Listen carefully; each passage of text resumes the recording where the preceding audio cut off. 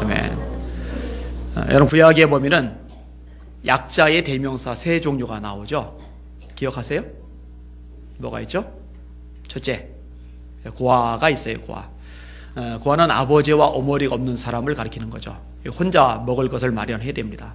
살 집도 또 이런저런 생활비도 다 혼자서 마련을 해야 됩니다. 이거 얼마나 힘들고 어렵겠습니까?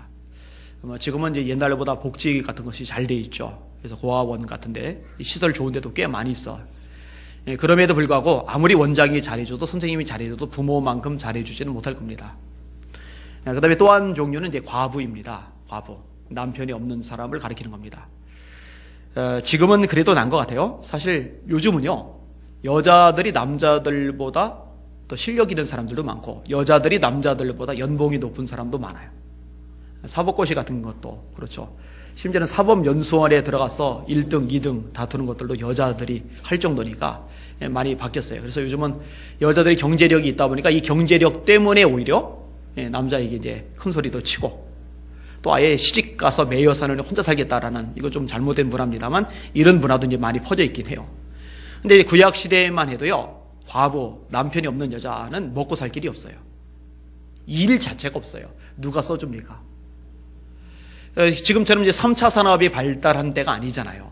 입으로나 아니면 지식으로 먹고 사는 때가 아니잖아요. 목축을 하든지 농사를 짓든지 아니면 물고기를 잡든지, 이런 1차 산업 위주의 세상에서는 체력적으로 힘이 약한 여자들이 할 수 있는 일은 한계가 있는 거예요. 그리고 또 이제 법적인 것, 치안적인 것이 지금처럼 완비됐을 때가 아니니까 힘이 있는 사람이 힘 없는 사람을 뺏어가기도 하는데, 여자 혼자 있을 경우 이런 것에 대응할 수 있는 여건이 안 되는 거죠. 이 약자의 대명사입니다. 이 고아와 과부와 더불어서 또 하나의 종류가 있는데 나그네입니다. 이방인들이죠. 외국에서 어떤 사연 때문에 흘러 들어와서 여기서 이제 먹고 살아야 할 경우 참 힘들죠. 우리나라 사람들도 이제 꿈을 안고 미국으로 많이 건너갔습니다. 건너가서 성공한 사람들이 있어요. 상원 의원 한 사람도 있죠. 그 다음에 경제적인 면에서 상당히 성공을 거두거나 아니면 학문적인 영역에서 굉장히 이렇게 대성한 사람들이 있어요. 그런데 이 전체에 비하면 사실 일부입니다. 극히 소수입니다. 대다수의 사람들은 힘들게 어렵게 살아가요. 보통 세탁소를 많이 하죠. 거꾸로 생각해봐도 쉽게 이해가 될 겁니다. 우리나라에 들어온 외국인들이 꽤 많죠. 저 가리봉 오거리 쪽은 완전히 이 중국인 사회처럼 돼버렸더라고요. 한번 제가 택시를 타고서 오는데 그 택시기사가 먼저 그 얘기를 끄집어내더라고요. 그쪽은요, 한국 사회가 아니랍니다, 이미. 근데 실제로 간판들도 전부 다 중국 간판이고요. 사람들도 중국인이 대부분이고, 한국인이 오히려 거기서 버티기 힘들 만큼의 그런 구조가 돼버렸어요. 안산 쪽 많죠. 안산 쪽은 이제 파키스탄, 인도 쪽 계열 사람들이 많이 와 있고, 이 가리봉 오거리는 조선족 사람들이 많이 와 있어요. 그 외에 이제 필리핀이나 태국이나 이런 각 나라에서 한국 사회로 이렇게 많이 들어와 있어요. 아무튼 그들이 그렇게 넉넉하지만은 않습니다. 여전히 나그네죠. 나그네는 약자인 거 맞아요.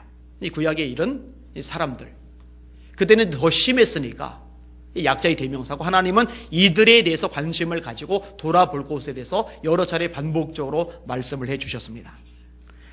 아무튼 사회적으로 약자이다라고 그럴 때, 이 보호막이 없다라고 그럴 때 의기소침해지죠. 당당하지 못하죠. 왠지 주눅 들어있는 모습을 지닐 수 있죠. 그럴 수 있어요. 그죠? 어쩔 수 없는 현상이기도 합니다. 근데 문제는 이제 저와 여러분들인데, 마치 우리들이 그런 사회적인 약자인 것처럼, 아무런 돌봄도 받지 못하는 소외된 사람인 것처럼 맥이 풀려 있어서는 안 된다는 겁니다. 여러분, 혹시 여러분 가운데 부모님이 없다 하더라도 여러분은 하나님 아버지가 새 부모님이 되셨어요. 여러분 가운데 남편이 없다 치더라도 예수님께서 우리 신랑이 되어 주십니다.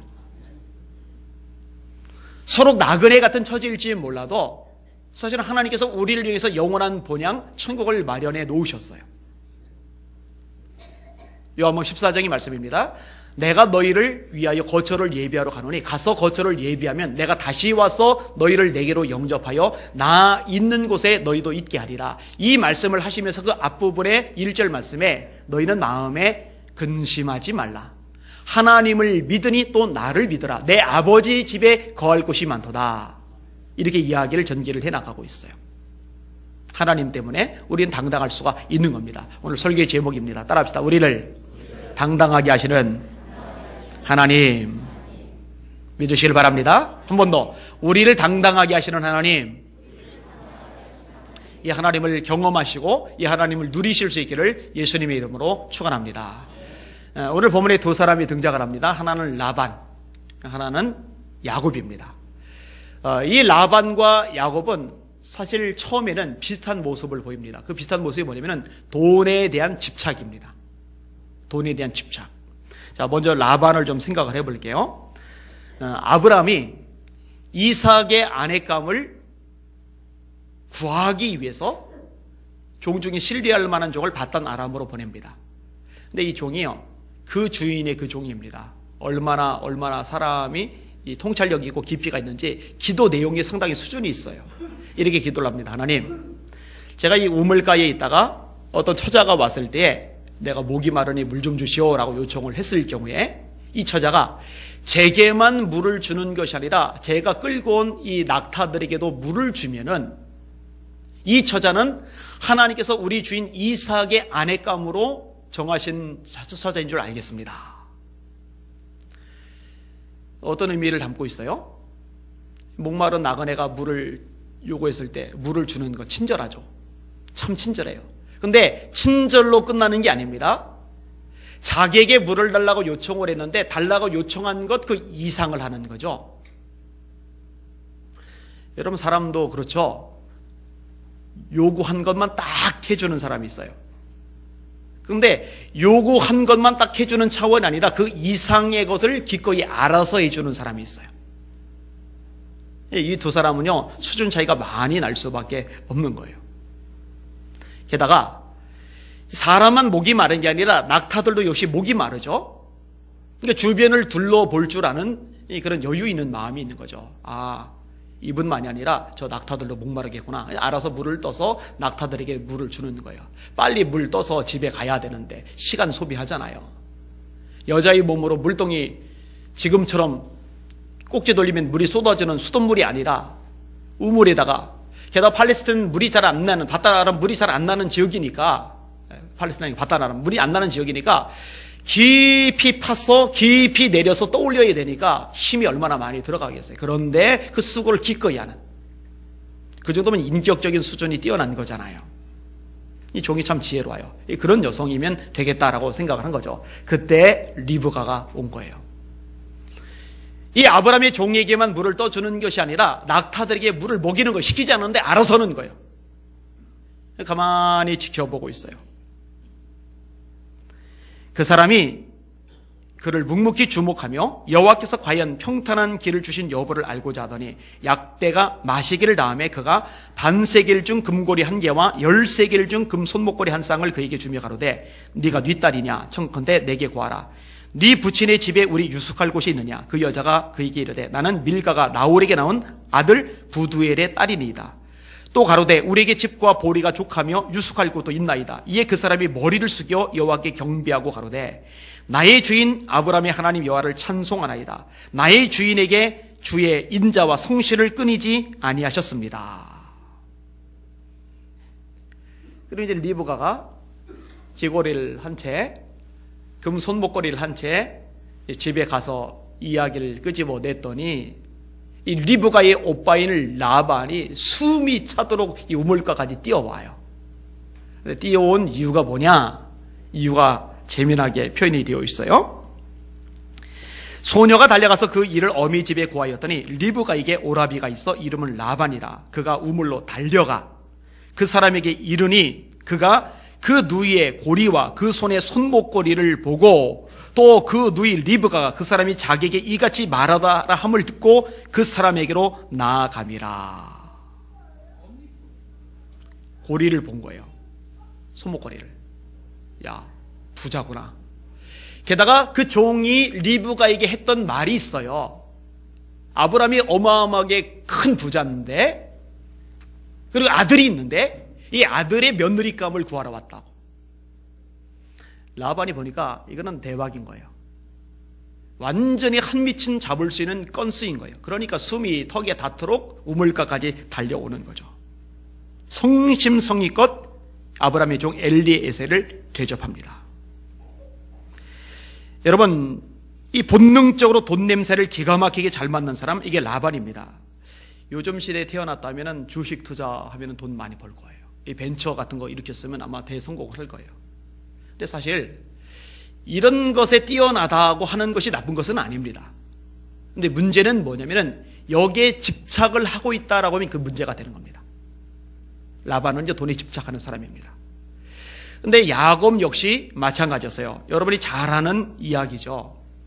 이 야곱은 형 에서가 사냥에서 돌아올 무렵일 때, 배가 굉장히 고플 무렵일 때 하필 그 무렵에 팥죽을 보글보글 끓여요. 전략이죠. 아니나 다를까 형이 팥죽 좀 달래는 거예요. 그럼 형제 아닙니까? 그냥 줘야죠. 근데 안 줘요. 계약을 해요. 조건을 달아요. 형의 장자의 명분을 내게 팔아라. 장자는 차자에 비해서, 다른 형제들에 비해서 돌아오는 몫이 많아요. 돈이 많이 주어져요. 야곱의 관심 거기에 많이 가 있어요. 하나님의 복을 받고 싶은 거예요.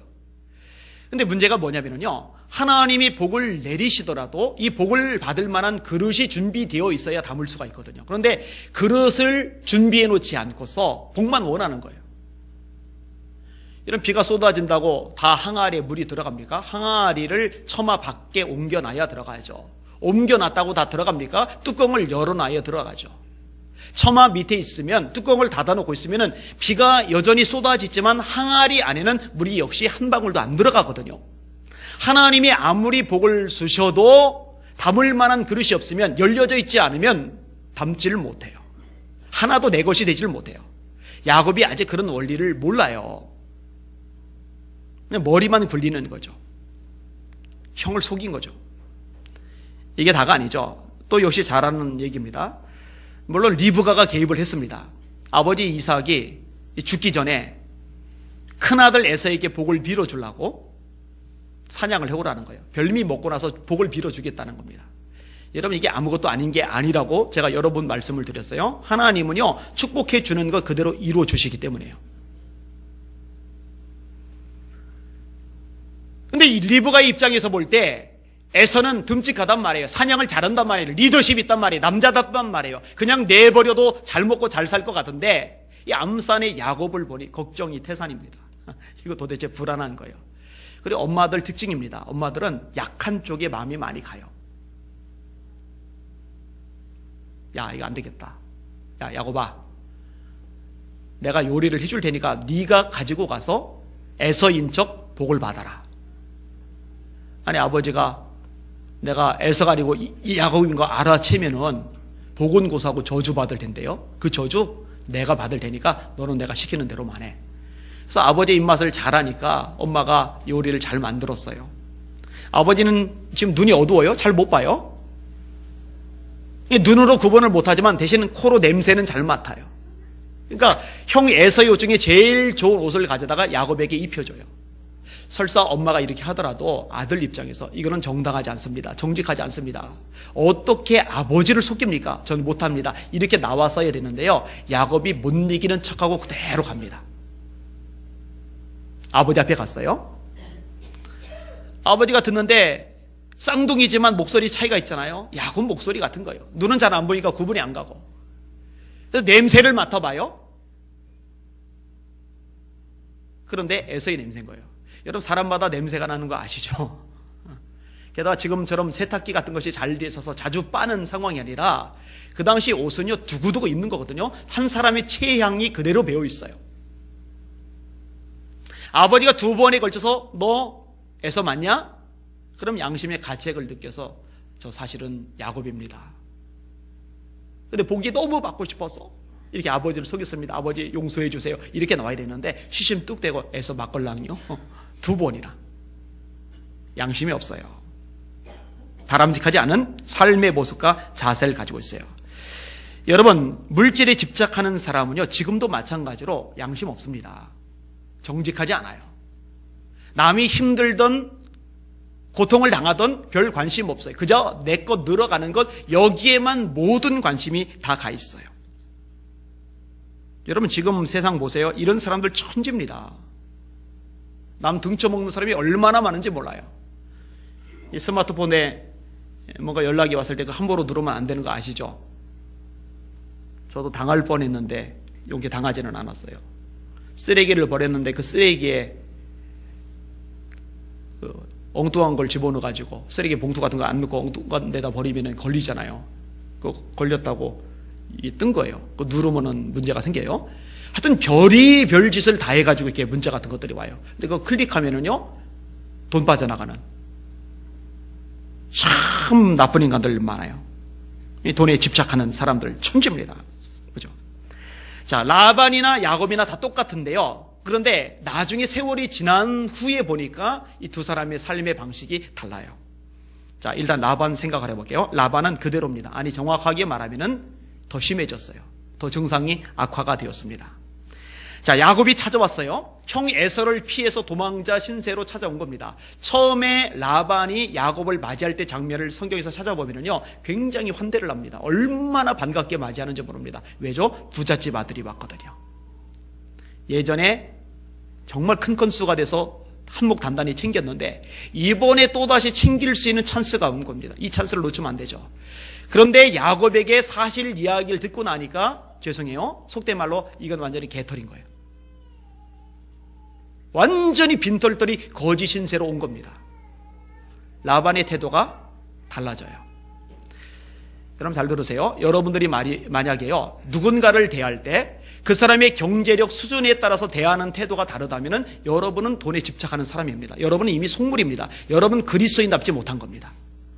그거는 죄입니다. 좋은 옷 입고 좋은 차 타고 척 봐도 뭔가 품위가 있어 보이고 이런 사람은 깍듯하게 대접하고 왠지 초라해 보이고 뭔가 가난해 보이고 뭔가 냄새도 좀 나는 것 같고 이런 사람이라고 우습게 여긴다면 여러분은 죄를 짓고 있는 거예요. 야고보서의 이 부분을 명확히 말합니다. 부한 사람이었을 때 여기 좋은 자리에 앉으소서. 가난한 사람이었을 때 너는 거기 섰든지 내 발등상 아래 앉으라. 이거 악한 생각으로 죄 짓는 것이라고 성경은 명확하게 규정하고 있어요. 라반은 그런 사람입니다. 태도가 완전히 돌변해요. 안색이 완전히 달라져요. 야곱이 말입니다. 둘째 딸 라헬에게 반해요. 지금하고 달리 그때는 이제 가까운 인척들끼리도 결혼이 돼요. 친자매가 아니고 친형제가 아니면. 그러면은 내줘도 되잖아요. 라헬도 마음이 있어 하는 것 같으니까. 그런데 그렇게 안 하죠. 물론 먼저 야곱이 제안을 합니다. 내가 외삼촌을 내서 7년간 무료 노동을 하겠습니다. 그러면 설사 야곱이 그렇게 나오더라도 라반이 그거 그대로 받아들이면 안 됩니다. 야, 그래도 네 몫은, 네 품삯은 내가 조금씩 띄어서 줄게. 이렇게 나가야 되잖아요. 7년간이죠. 진짜 양 한 마리도 안 줍니다. 염소 새끼 한 마리도 안 줍니다. 이거는 되먹질 않았어요. 자, 7년이 찼어요. 7년이 찬 다음에 결혼식을 올리는데 이렇게 성경이 기록이 되어 있어요. 한번 들어보세요. 라반이 그곳 사람을 다 모아 잔치하고 저녁에 그 딸 레아를, 라헬이 아니라 레아를 야곱에게로 데려가며 야곱이 그에게로 들어가니라. 라반이 또 그 여종 실바를 그 딸 레아에게 시녀로 주었더라. 야곱이 아침에 보니 레아라 라반에게 이르되 외삼촌이 어찌하여 내게 이같이 행하셨나이까? 내가 라헬을 위하여 외삼촌께 봉사하지 아니하였나이까? 외삼촌이 나를 속이심은 어찌미니까? 라반이 가로되 형보다 아우를 먼저 주는 것은 우리 지방에서 하지 아니하는 바이라.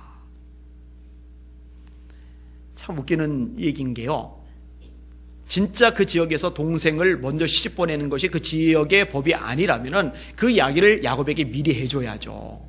안 해줘 놓고는 뒤늦게 그러는 거예요. 그러더니 라헬도 같이 줄 테니까, 같이 시집 보낼 테니까 7년간 더 무료로 일해라, 이렇게 말하는 거예요. 그리고 그 이후에 나머지 6년, 총 20년을 야곱이 고생하는데 나머지 6년 동안에도요, 품삯을 10번이나 바꿔놓습니다. 참 악한 인간이에요. 악한 인간. 여러분들 중에 혹시 사회적인 약자들을 데리고 일하는 처제가 된다면은 절대 라반 같이 굴지 마세요. 불법 체류자들 데려다 쓰면서 그들이 어차피 신고 못할 것 뻔히 아니까 사고를 당해도 보상 안 해주고 월급도 제때 안 주고 명절에 보너스 같은 것도 안 주고 그리고 줄목도 제대로 안 주고 쫓아내기도 하고, 여러분 이런 사람들 되게 많아요. 그래서 한국에 대해서 아름다운 나라, 멋있는 나라라는 이 꿈을 가지고 왔다가 한국 쪽으로 머리도 안 대고 잔다고, 침 뱉는다고 하는 외국인들이 많아요. 이건 국위선양에 굉장히 마이너스가 됩니다. 그리고 죄송하지만 그렇게 하는 사람들 중에 교회 중직자들도 있을 거예요. 그래서 돈 벌었다고 하나님 축복하셨다고 11조 하겠죠? 감사만큼 하겠죠? 그거 더러운 돈입니다. 그건 악한 돈이에요. 하나님 그거 기뻐하지 않으세요. 라반 같은 사람이죠. 돈에 집착하는, 자기 뱃속밖에 챙길 줄 모르는, 그건 죄입니다. 죄. 예수 믿는 사람은 그렇게 살 수 없어요. 따라합시다. 나나 너나 누구나 하나님이 형상대로 지음받았다. 잊지 마시길 주의 이름으로 축원합니다.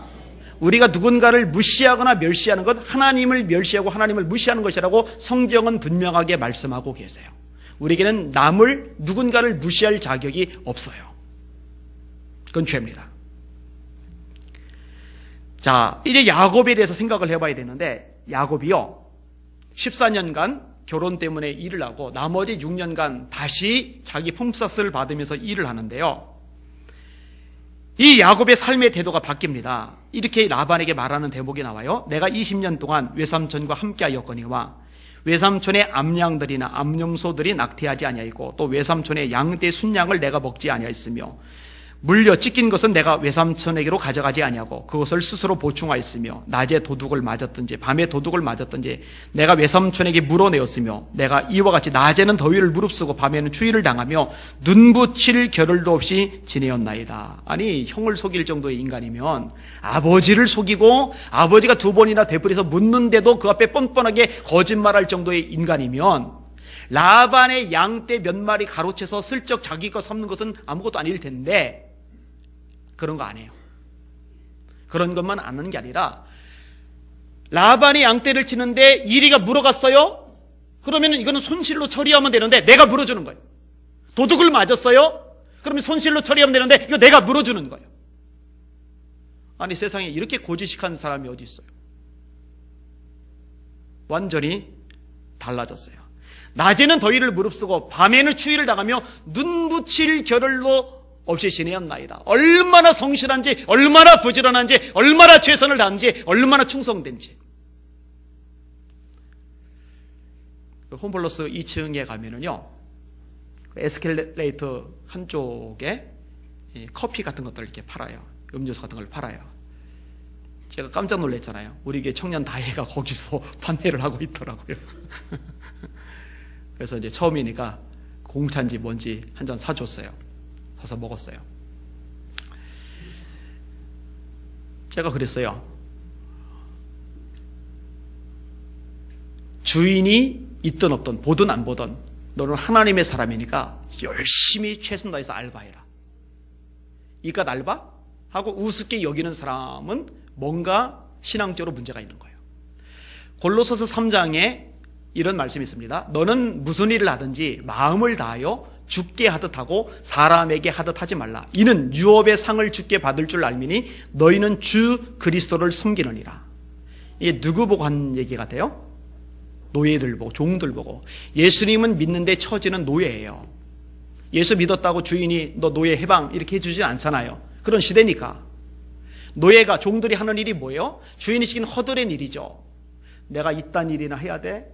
내가 이렇게 구질구질한 것에 내 인생을 낭비해야 돼? 아우 비참하고 짜증나는 내 인생, 내 존재. 그러지 말라는 거예요. 주인이 시킨 일이 심부름이든 쓰는 일이든 밭을 가는 일이든 자질구레한 정말 형편없는 일이든 상관없이 그 모든 일 예수님께 하듯이 하라는 거예요. 예수님께 하듯이 그 일을 하면 예수님이 상을 주신다는 겁니다. 할렐루야! 여러분들이 아르바이트를 하든 직장 생활을 하든 뭘 하든 간에 주님이 내게 맡기신 사명을 감당하듯이 그 일을 하시길 바랍니다. 목사가 교회에서 사역을 하듯이, 전도사님들이 사역을 하듯이 여러분은 여러분 직장에서 여러분에게 주어진 일을 그렇게 하는 거예요. 그러니까 하나님이 기뻐하세요. 야곱이 그런 사람으로 바뀌었어요. 야곱의 뜻이 뭐예요? 발 뒤꿈치를 잡은 자. 남의 발 뒤꿈치를 잡으면 어떻게 돼요? 넘어지죠. 넘어뜨리겠다는 거예요. 밟고 지나가겠다는 거예요. 내가 더 빨리 가겠다는 거예요. 내가 먼저 성공하겠다는 거예요. 이러던 야곱이 이제 더 이상 속이질 않는 거예요. 남을 짓밟질 않는 거예요. 정직한 거예요. 충성된 거예요. 왜 이렇게 되었어요? 형을 피해서 도망가다가 베델 광야에서 돌베개 베고 처량하게 잠을 자는데 그때 꿈속에서 하나님이 나타나셨어요. 사다리가 하늘까지 닿았는데 천사들이 오르락 내리락 하고 하나님의 음성이 들려요. 내가 너와 함께 있다. 야곱이요, 그때 두려워했다고 돼 있어요. 야, 이 허허벌판 이 광야에 바람만 지나가는데, 돌만 있는데, 모래만 가득한데 이런 것밖에 없는 줄 알았더니 여기도 하나님이 계시는구나, 여기서도 하나님이 나를 보시는구나.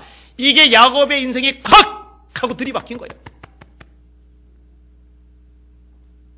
여러분, 하나님이 지금 나랑 같이 계시면, 하나님의 불꽃 같은 눈동자로 나를 늘 쳐다보고 계시면은 내가 어떻게 거기서 악한 행동을, 야비하고 더러운 행동을, 돈만 집착하는 삶을 살아갈 수가 있겠습니까? 그렇게 살 수가 없는 거예요. 제가 아까 말했죠? 교인들 중에, 중직자들 중에도 그런 사람이 있다고 그러면 그거는 있을 수 없는 일이라고, 돼서는 안 되는 거라고. 사실은 겉만 중직자지 속은 사실은 구원도 못 받은 쭉정일 가능성도 높아요. 나무는 열매 보고 아는 거죠. 자, 여기서 좀 더 이야기를 전개를 해나가야 되는데, 자, 한 사람이, 자, 오늘 본문 같으면 야곱이 하나님을 만났어요. 제대로 만났어요. 만나니까 삶이 변화돼요. 이전처럼 약삭 빠르지도 않고 영악하지도 않고 속이지도 않고 남을 밟지도 않아요.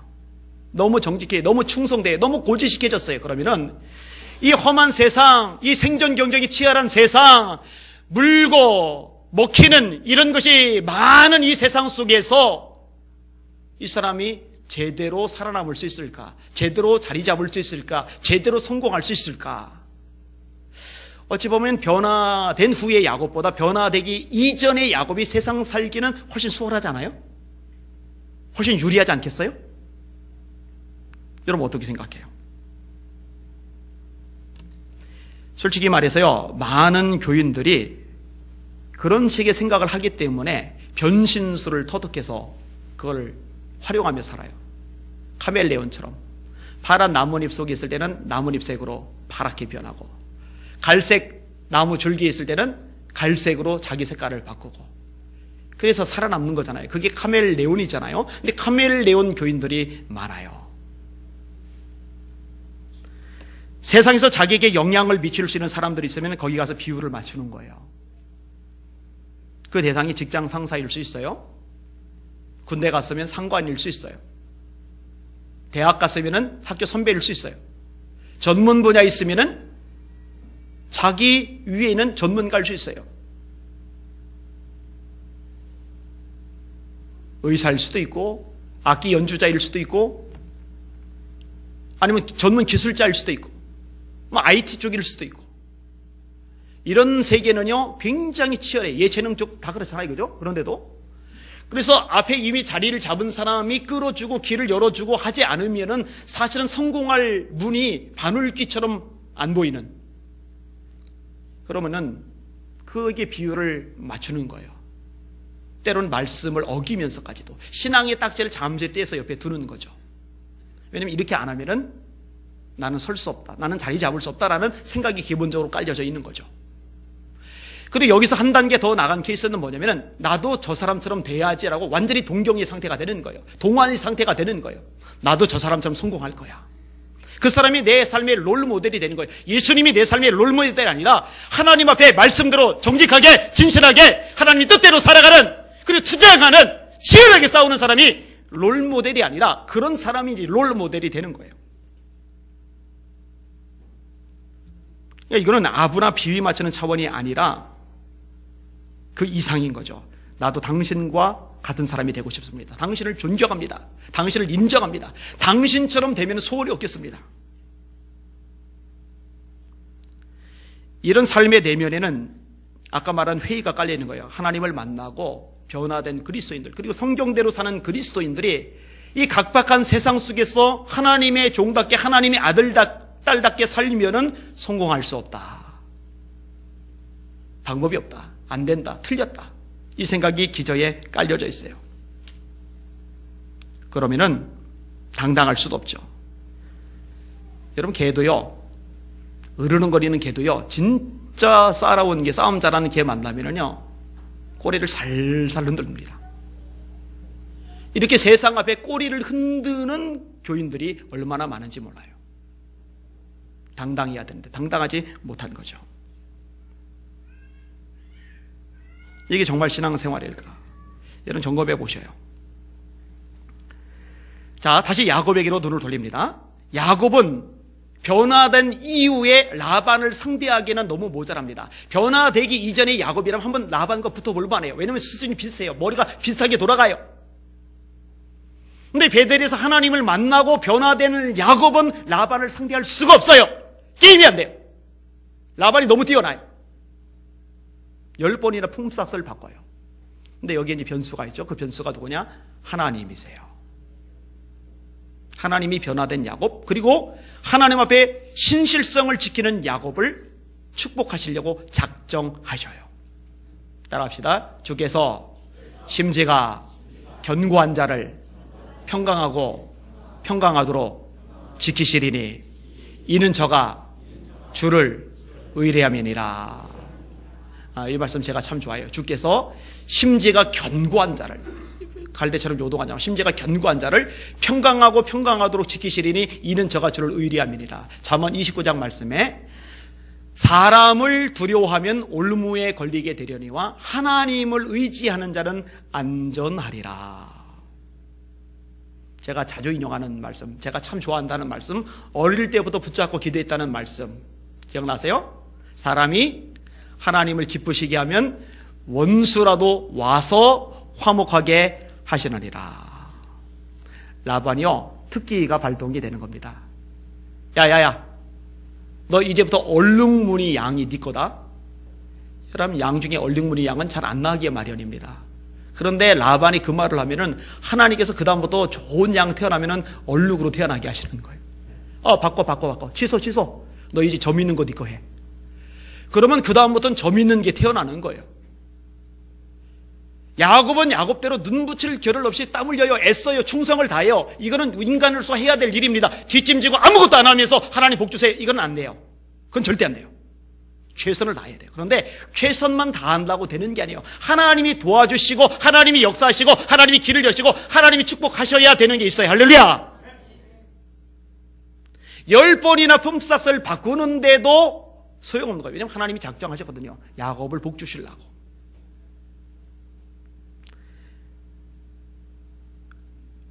오늘 본문에도 보면은요, 라반이 야곱에게 책망을 받아요. 야곱이 라반을 책망해요. 야곱이 노하여 라반을 책망할세 하면서 책망하는 대목이 쭉 나오잖아요.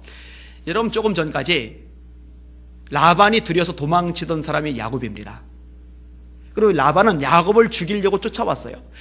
야곱이 가족들과 더불어 가족회의를 했어요. 라반의 안색이 변했다. 라반의 성격상으로 이거 더불어 뺏어갈지도 모른다. 그러니까는 가족들도 그럼 우리 가죠. 주랭랑을 친 거예요. 야반도주를 한 거예요. 3일 만에 이 소식이 라반에게 들어갔어요. 그러면은 그래 가라 그냥. 어차피 내 친인척인데 그래 잘 먹고 잘 살아라 이러면 되는데 그런 신보가 안 돼요. 뒤쫓아오는데 7일 동안 뒤쫓아가서 드디어 야곱에게까지 도착을 한 거예요. 이제 급습해서 야곱 제거하고 나머지 도로 다 가지고 가면 돼요. 그러면 더 큰 부자가 돼요. 야, 찬스 왔다. 이렇게 생각을 하고 있는 거죠. 근데 바로 그 직전에 하나님이 꿈에 라반에게 나타나셔서 한마디 하세요. 너 선악간에 야곱에게 한마디도 하지 말아라. 입담으로. 라반이 겁을 먹은 거예요. 그리고 또 자기 입으로 주저리 야곱에게 그 이야기를 끄집어낸 거예요. 내가 사실은 벼르고 왔는데 어젯밤에 꿈에 하나님이 나보고 너한테 한마디도 하지 말라고 그러셔서 내가 더 이상 말 못하는 거야. 그러니까 야곱이 감이 오는 거예요. 아, 내가 죽은 목숨이라 생각했는데 하나님이 함께 하시는구나. 베델 광야에서만 함께 하시는 게 아니라 지금도 함께 하시는구나.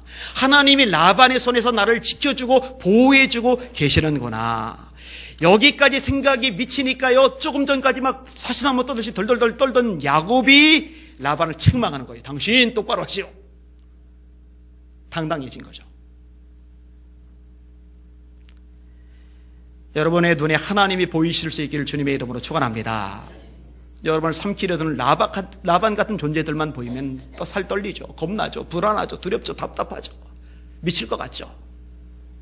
그런데 그 와중에도 하나님이 함께하고 계시다는 거, 이거 놓치지 않으시면은 여러분은 담대할 수 있고 당당할 수 있음을 깨달으시길 바랍니다. 난 우리 성도들이 당당하길 원해요. 담대하길 원해요. 그렇게 되시기를 주님의 이름으로 축원합니다. 어떤 여인이 남편을 잃고 나서 가슴 아래를 많이 해요. 자기 인생에 대해서 참 비참하다는 생각이 자꾸 드는 거예요. 한심하고 처량하고, 예수는 믿는데, 신앙생활을 하는데 항상 기뻐하라, 쉬지 말고 기도하라, 범사에 감사하라, 이는 그리스도 예수 안에서 너희를 향하신 하나님의 뜻이리라. 말씀을 알지만 자기 처지 생각하면 기쁘지 않은 걸, 감사하지 않은 걸, 늘 그런 마음이에요. 근데 어느 날 일 마치고 피곤한 몸 전철에다 실었어요. 콩나무 시루 같은 그 전철 속에서 스트레스를 더 받는 거예요. 근데 그 틈바구니 속에서 한 사람이 눈에 들어오는데 남자예요. 손에 바구니를 들었어요. 그 복잡한 틈바구니 속에서 구걸하고 다니는 거예요. 그런데 다리 쪽을 내려다 봤더니 이 사람이 한쪽 다리가 없는 그런 불구자인데, 그래서 의족을 차고 있는데 일부러 의족 보이라고 바지를 쭉 걷어 올린 거예요. 그러고서 이제 구걸하고 다니는 거죠. 이 다리 보고 이 의족 보고 몇 푼이라 돈 좀 주시오, 이제 그 이야기를 하는 거죠. 근데 그 사람을 물끄러미 쳐다보고 있는데 성령님께서 그 여인을 불쌍히 여기셨는지 마음속에 감동하시면서 이렇게 음성을 들려주셨어요. 알아, 저 사람이 왜 저렇게 구걸하는 불행한 인생을 살게 되었는지 아느냐? 다른 것을 할 수 있는 기회가 얼마든지 있었음에도 불구하고 자기 없는 다리 쪽만 바라보고 살아서 그렇게 됐다. 따라, 내가 너에게 준 은혜가 굉장히 많은데 너는 너에게 남편 없는 것만 주목하고 있구나. 그런데 이 감동이 그 여인의 인생을 바꿔놔요. 여러분, 여러분에게 없는 것만 주목하면은 여러분은 불행합니다. 사는 게 재미가 없어요. 깝깝합니다. 내 인생 이게 뭔가라는 생각이 들어요. 하나님이 여러분에게 주신 더 많은 것들을 보실 줄 아는 영안이 열리시기를 주님의 이름으로 축원합니다. 찬양 중에 있죠. 세상 모든 풍파한 너를 흔들어 약한 마음 낙심하게 될 때 주가 내게 주신 복을 세어라. 주의 크신 복을 네가 알리라. 받은 복을 세어보아라. 주의 크신 복을 내가 알리라. 맨날 제 얘기하니까 이제 지겹죠. 제가요, 제 왼쪽 팔 없다고, 팔 하나 없다고 맨날 이것만 보고 나는 비참한 인간, 나는 불쌍한 인생 이랬으면은요, 지금 진짜 별 볼일 없었겠죠. 그런데 주신 게 너무 많아요.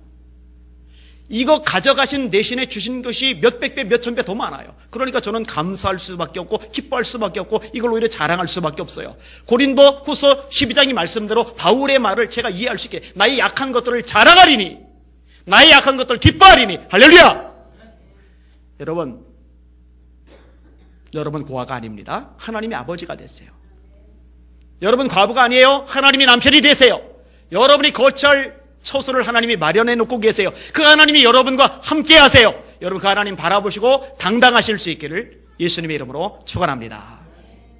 우리를 당당하게 하시는 하나님, 전 그 하나님이 좋은데 여러분도 좋으십니까? 난 그 하나님 너무너무 사랑하는데 여러분도 그 하나님 사랑하십니까? 주님 앞에 당당하실 수 있기를 예수님의 이름으로 축원합니다. 기도하겠습니다. 하나님, 눈을 열어주세요. 없는 것, 모자란 것, 힘든 것만 보면서 불행을 느끼는 어리석음에서 탈피하도록 하나님 눈을 열어주세요. 나와 함께 하신 하나님을 보게 하시고 하나님신 은혜들을 보게 하시며 하나님이 이루실 역사들을 기대하는 제 눈이 되게 하여 주세요. 이런 제목을 가지고 우리 조용하지만 간절하게 우리 하나님 앞에 같이 기도하겠습니다. 기도합니다. 주님 감사합니다.